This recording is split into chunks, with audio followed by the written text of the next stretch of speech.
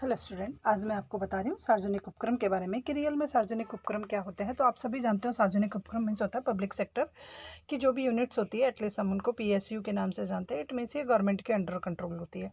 तो सार्वजनिक उपक्रम को हम कई नामों से जानते हैं कि जैसे राजकीय उपक्रम है, सार्वजनिक क्षेत्र के उपक्रम है, राष्ट्रीयकृत उपक्रम है, सरकारी उद्यम, ये इनके डिफरेंट डिफरेंट टाइप्स के नाम होते हैं। बट मेन जो होता है कि सार्वजनिक क्षेत्र का उपक्रम वो उपक्रम हुआ है कि जिसको किसी देश की केंद्र सरकार ने जो है जनहित में या सरकार के कोष से जिसको स्थापित किया गया हो। अर्थात सार्वजनिक क्षेत्र का जो उपक्रम होता है वो पूरी तरह से पब्लिक के वेलफेयर के लिए काम करता है, जनहित करता होता है, आपके वेलफेयर के लिए काम होता है और इसमें जो पैसा लगा होता है वो सरकार के कोष से जो है वो लगा हुआ होता है। तो उस प्रकार के उपक्रम को हम सार्वजनिक उपक्रम कहते हैं। अब सार्वजनिक उपक्रम से आशय एक ऐसे भी औद्योगिक और वाणिज्य उपक्रम से, अब इट में भी पॉसिबल कि ये कोई इंडस्ट्रियल यूनिट हो, कमर्शियल यूनिट हो, किसी भी प्रकार की जो है ये उपक्रम हो सकता है कि जिसका स्वामित्व और प्रबंध संचालन और नियंत्रण, ये तीन चीज़ें ध्यान रखना, जिसकी ऑनरशिप, जिसका मैनेजमेंट और जिसका कंट्रोल, स्वामित्व, प्रबंध और नियंत्रण जो है वो किसी देश की या तो केंद्रीय सरकार के पास हो या राज्य सरकार के पास हो, कि ये केंद्रीय व राज्य दोनों सरकारों के पास में हो या अन्य किसी प्रकार से सार्वजनिक अधिग्रहण में हो, तो ऐसे उपक्रम को हम सार्वजनिक क्षेत्र का उपक्रम कहेंगे कि जो पूरी तरह से जिसका स्वामित्व पूरी तरह से सरकार के पास हो, जिसका जितना भी मैनेजमेंट हो वो गवर्नमेंट करती हो और जिस पर सरकार का पूरी तरह से नियंत्रण हो, सारे निर्णय लेने का अधिकार जो है वो सरकार को हो।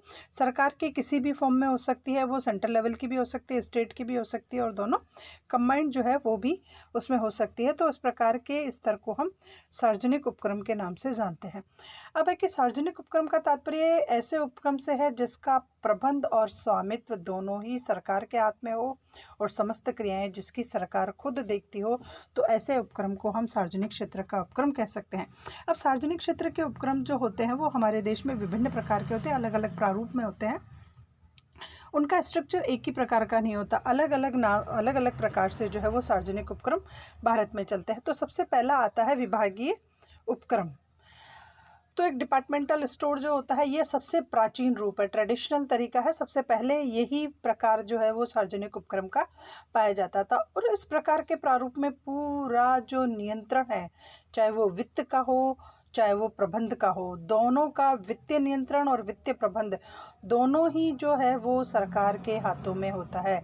देखिए, विभागीय जो है उसका टोटल जो कंट्रोल होगा, टोटल जो मैनेजमेंट होगा, टोटल फाइनेंस पे जो कंट्रोल होगा वो गवर्नमेंट का होगा। और इस संगठन का जो सबसे हाईएस्ट पोस्ट का जो पर्सन होगा वो कोई मंत्री होगा, कैबिनेट मिनिस्टर जो है वो इसमें वो होगा। तो इस प्रकार के उपक्रम लाभ कमाने की दृष्टि से नहीं चलाए जाते हैं।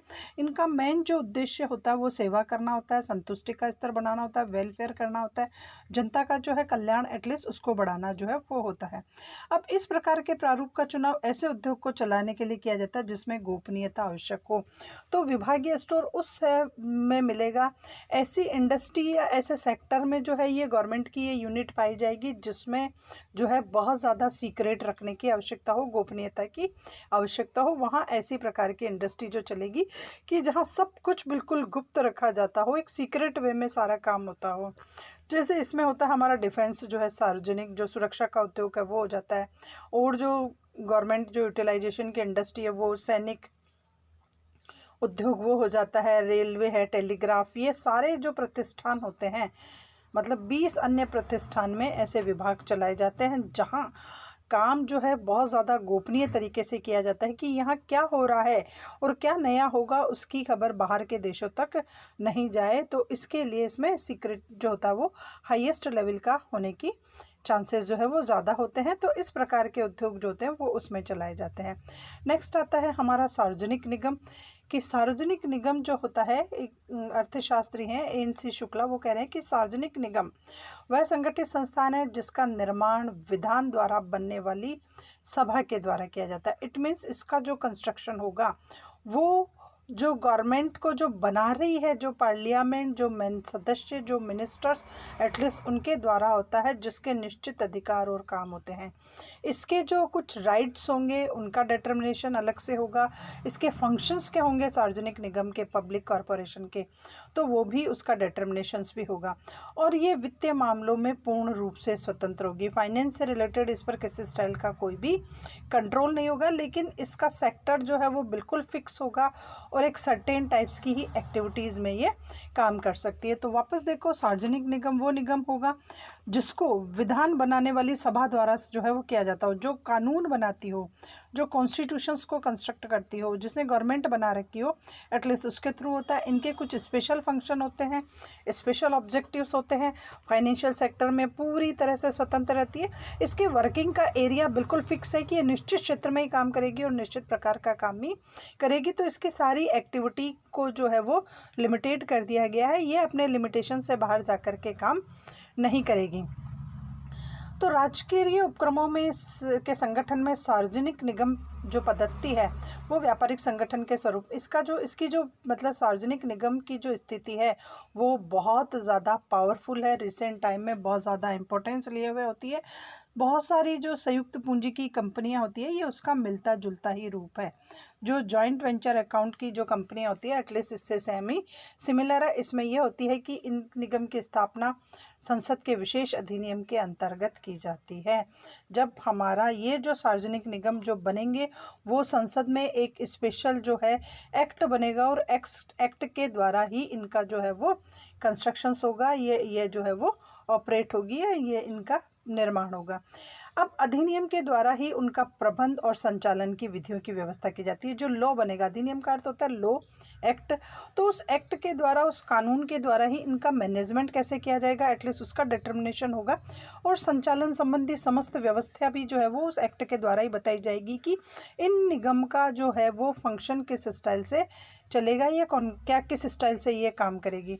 इसको कुछ जो है वो स्पेशल राइट्स भी दिए जाते हैं। निगम को कुछ विशेष अधिकार दिए जाते हैं जो जिनका उल्लेख उसमें कर दिया जाता है एक्ट में कि इनके स्पेशल राइट्स ये हैं कि ये इन अधिकारों के साथ काम कर सकती है और इनकी स्थिति बिल्कुल स्वतंत्र होती है। इन पर ज़्यादा प्रेशर जो है वो नहीं हो सकता। और ये जो निगम होते हैं वो किसी काम के लिए गवर्नमेंट को भी रेस्पॉन्सिबल नहीं ठहरा पाएंगे। इस प्रकार के जो सार्वजनिक निगम है वो कामों के लिए सरकार को उत्तरदायी नहीं ठहरा सकते और नहीं ये गवर्नमेंट पर किसी स्टाइल का कोई दावा कर सकते हैं।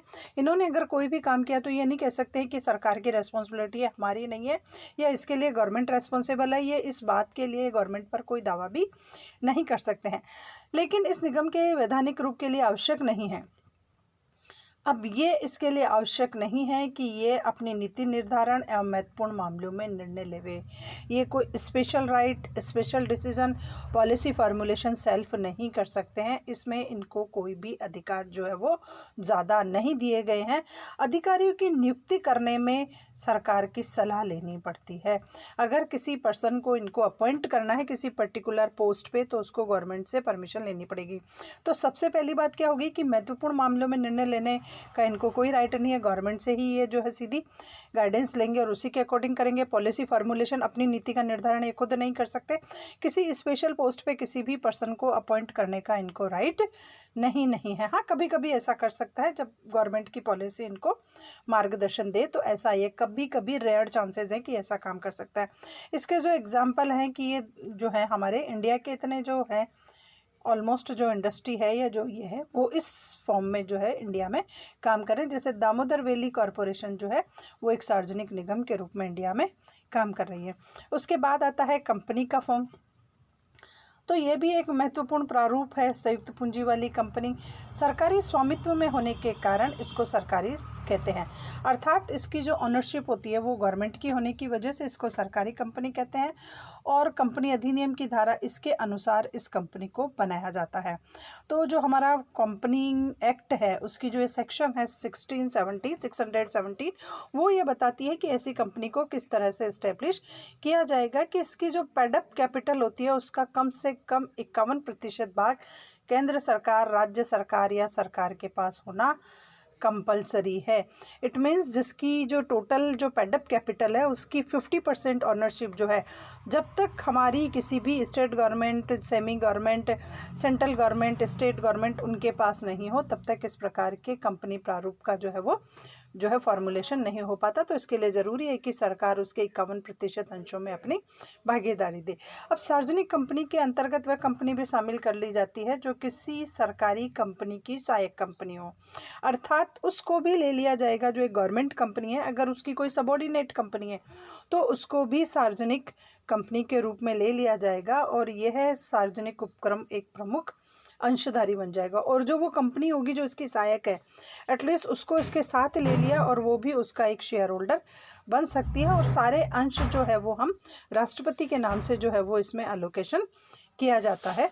और मंत्रालय और राज्य सरकार के विभिन्न अधिकारी जो हैं वो इन अंशधारी अधिकारों के प्रयोग कर सकते हैं। मतलब कुछ मिनिस्टर्स में भी राज्य के विभाग प्रमुख अधिकारी अंशधारी के अधिकारों का प्रयोग कर सकते हैं। अब भारत में इस टाइप्स की जो इंडस्ट्री है वो है Bharat heavy electronics, Hindustan tools और ये फर्टिलाइजर्स, ये डिफरेंट टाइप्स की जो यूनिट है वो उस फॉर्म में जो है इस्टेब्लिश की गई है। नेक्स्ट आता है बोर्ड या मंडल द्वारा प्रबंध। तो राजकीय उपक्रमों के प्रबंध एवं संचालन की विधि एक बोर्ड प्रबंध एवं संचालन की एक विधि बोर्ड संगठन भी है। इट मीन्स ये भी एक टाइप है जहां हम गवर्नमेंट सेक्टर की किसी यूनिट का मैनेजमेंट कर सकते हैं और उसको ऑपरेट कर सकते हैं। इसमें जो है संबंधित मंत्रालयों के प्रतिनिधियों को सम्मिलित किया जाता है। इसमें जो जिस टाइप्स की है उसी से रिलेटेड जो मिनिस्ट्रली पूरा जो होता है उसको लिया जाता है, जो जिससे रिलेटेड होगा वो उसी सेक्टर्स में जाएगा। अब इसकी स्थापना का उद्देश्य यही है कि राजकीय उपक्रमों के नियमों से अधिक सुदृढ़ और शीघ्र निर्णय लेना। अब इस टाइप्स के जो है कंपनी या फॉर्म, देखो सबसे पहले ये एक बोर्ड विधि है। इसमें जो भी रिलेटेड जो हमारे मंत्रिमंडल के जो सदस्य होंगे उनके प्रतिनिधियों को या रिप्रेजेंटेटिव को इसमें सम्मिलित किया जाता है। इसकी स्थापना का यही है कि थोड़ा जो गवर्नमेंट सेक्टर्स का जो है वो रूल्स रेगुलेशंस को जो अच्छे से फॉलो कर सकता है ये, और ज़्यादा निर्णय जो है वो शीघ्र ले ले। क्योंकि प्राइवेट सेक्टर को क्या होता है, डिसीजन लेने में गवर्नमेंट की परमिशन लेनी पड़ती है। अब ये गवर्नमेंट की बॉडी है तो डिसीजन जो होगा वो इसमें आसानी से हो जाएगा और इजी वे में कोऑर्डिनेट हो जाता है। स्ट्रॉन्ग और बेटर डिसीजन जो है वो बहुत अच्छे से एक साथ लिए जाते हैं। तो हमारे देश में भी ऐसे कहीं जो है सार्वजनिक क्षेत्र के बोर्ड या मंडल है, जैसे भाखड़ा है, ये जो डिफरेंट टाइप्स की यूनिट है इनमें इसी स्टाइल के फॉर्म को जो है वो लिया जाता है। नेक्स्ट आता है हमारा मिश्रित निगम। तो मिश्रित निगम से आशय ऐसा है कि जिसका स्वामित्व तथा प्रबंध में सरकार और निजी क्षेत्र दोनों का ही मिश्रण हो। कभी कभी क्या होता है कि मिक्स भी हो सकता है गवर्नमेंट सेक्टर की बॉडी की मैनेजमेंट जो है वो प्राइवेट सेक्टर करे और जो कैपिटल है वो गवर्नमेंट की हो। अर्थात इसमें पूंजी जो होती है वो सरकार की और निजी क्षेत्र के व्यक्तियों दोनों के द्वारा लगाई जाती है। हो सकता है कभी कभी कैपिटल दोनों ही लगाए, गवर्नमेंट भी लगाए और प्राइवेट सेक्टर का पर्सन भी लगाए।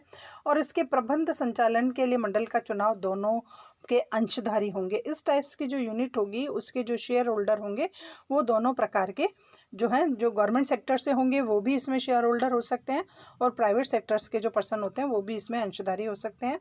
और इसकी स्थापना सार्वजनिक उपक्रमों की सफलता की आशा से निजी क्षेत्र के समान की जाती है। अब इस प्रकार के जो है उस यूनिट को बनाने का, पब्लिक सेक्टर की यूनिट को बनाने का ये जो है मेन मोटिव होता है कि जो गवर्नमेंट सेक्टर्स के जो यूनिट है जो लॉस में चल रहे हैं, एफिशिएंसी लोअर है, एटलीस्ट यहाँ बेटर कोऑर्डिनेशन हो सकता है पब्लिक और प्राइवेट सेक्टर्स का। तो this is all about different types of private sectors unit. Please like and subscribe my channel more and more.